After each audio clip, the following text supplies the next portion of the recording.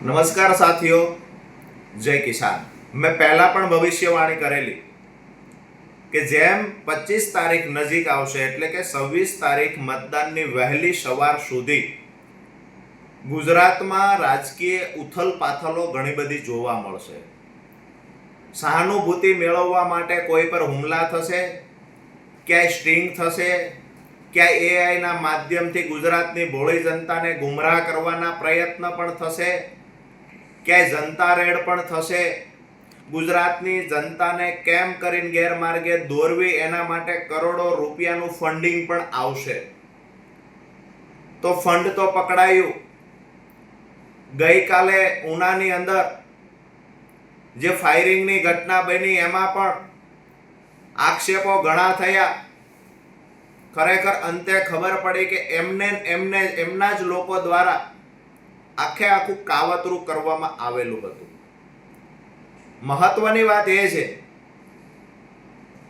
કે જ્યારે ચૂંટણી નજીક આવશે, જેમ જેમ નજીકના દિવસો આવશે, મતદાનનો દિવસ નજીક આવશે, એમ આમ આદમી પાર્ટી ચૂંટણીની પહેલા 1 મહિના પહેલા પ્રી પ્લાનિંગ કરી રાખે છે કે આ તારીખે આ કરવાનું છે, આ તારીખે આ કરવાનું છે।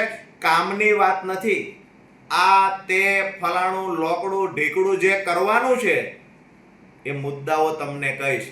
તો જનતા રેડ કરવાની કઈ તારીખે સ્ટિંગ કરવાનું, કઈ તારીખે હુમલો કરાવવાનો, કઈ તારીખે એઆઈના માધ્યમથી વધારેમાં વધારે ગુજરાતની જનતાને ગેરમાર્ગે દોરવા માટે ફંડિંગ કરવું, આ બધું આયોજન પૂર્વકનું એક કાવતરું તૈયાર થયેલું હોય છે।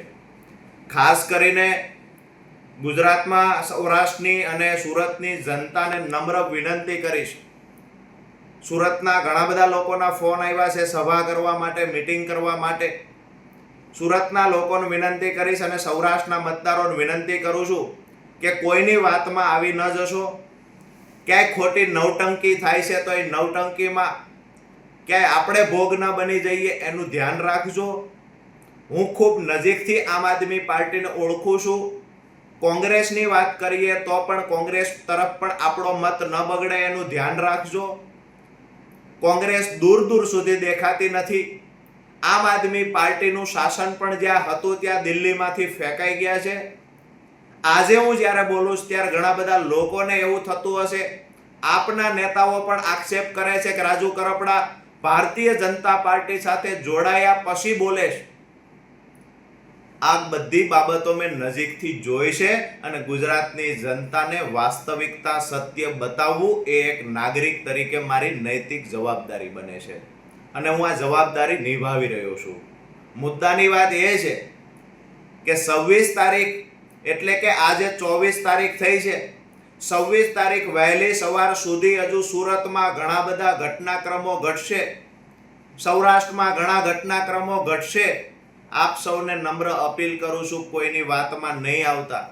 આપણો કિંમતી મત, જેની સરકાર જ નથી બનવાની, જેની તાલુકા જિલ્લા પંચાયત કે મહાનગરપાલિકા નથી જ બનવાની, એવા લોકોને આપણો મત આપીને આપણો મત વેડફી નહીં દઈએ। આપણો મત બગાડશો નહીં। ભારતીય જનતા પાર્ટીના શાસનમાં ગુજરાતનો વિકાસ થયો છે। અમારા વિસ્તારની વાત કરીએ તો ઘણા બધા આક્ષેપો થતા હોય છે, બરાબર છે, પણ આ વિસ્તારમાં સિંચાઈના પાણીનો જસ કોઈને આપી શકાય તો ભારતીય જનતા પાર્ટીને આપી શકાય છે। હું સુરતની પણ જનતાને નમ્ર અપીલ કરું છું કે અન્ય પાર્ટીમાં ક્યાંય મતદાન કરીને ભૂલ નહીં કરશા। સૌરાષ્ટ્રના લોકોને પણ વિનંતી કરીએ છીએ કે આવી ભૂલ ન કરતા। કરોડો રૂપિયાનું ફંડિંગ થયું છે। ક્યાંય ને ક્યાંય એજન્સીઓ મારફતે આમ આદમી પાર્ટી અને અન્ય પાર્ટી પોતાનો રાજકીય લાભ ખાટવાના પ્રયત્ન કરે છે, એવા લોકોને ઓળખી જજો। આપ સૌનો ખૂબ ખૂબ આભાર।